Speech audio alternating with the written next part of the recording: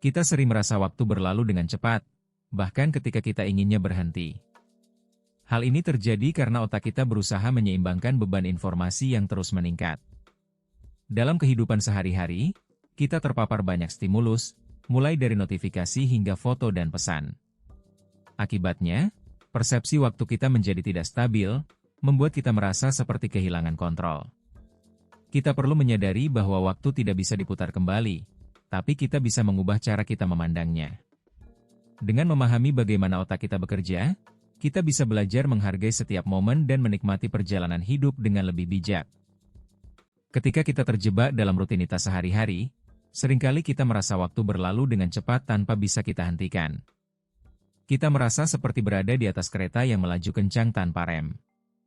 Hal ini terjadi karena beberapa faktor, seperti stres, suhu yang tidak nyaman, dan beban memori yang berat. Kita semua pernah mengalami saat-saat di mana hari-hari terasa melesat tanpa henti, membuat kita merasa kehilangan kontrol. Kita perlu memahami apa yang terjadi di dalam otak kita ketika kita merasa waktu berlalu dengan cepat, dan bagaimana kita dapat mengambil kendali kembali. Dengan memahami akar biologis dan psikologis dari fenomena ini, kita dapat menemukan cara untuk menghentikan laju waktu dan menikmati hidup dengan lebih tenang dan positif. Kita sering merasa waktu berlalu terlalu cepat, dan ini bukan hanya perasaan. Ada beberapa proses biologis yang memengaruhi jam internal kita. Dopamin yang dilepaskan saat kita melakukan aktivitas yang menyenangkan dapat membuat waktu terasa lebih singkat. Selain itu, cara kita memandang dunia sekitar juga memengaruhi persepsi waktu. Ketika mata kita bergerak, terjadi jeda internal yang membuat waktu terasa lebih panjang sesaat setelah kita mengalihkan pandangan. Suhu lingkungan juga memengaruhi laju metabolisme otak, yang pada gilirannya memengaruhi bagaimana kita merasakan waktu. Dengan memahami proses-proses ini, kita dapat mencoba untuk menenangkan diri, mengatur lingkungan, dan memberi jeda visual untuk memulihkan ritme temporal yang alami. Mari kita lihat bagaimana fenomena ini terwujud dalam kehidupan sehari-hari dan bagaimana kita dapat menghadapinya dengan lebih bijak.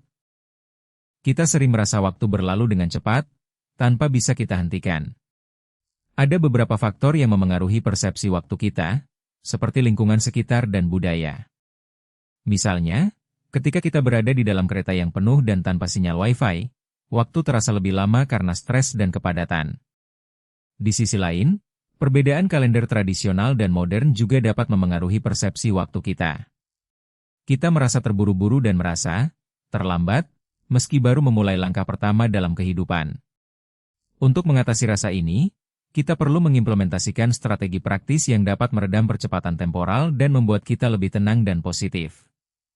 Kita sering merasa waktu berlalu terlalu cepat, sehingga kita ingin menghentikannya. Namun, ada beberapa cara untuk mengembalikan kontrol waktu.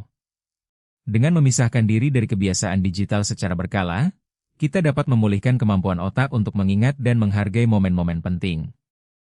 Menggunakan elemen visual seperti jam pasir atau proyeksi seni dapat membantu kita merasakan waktu dengan lebih nyata.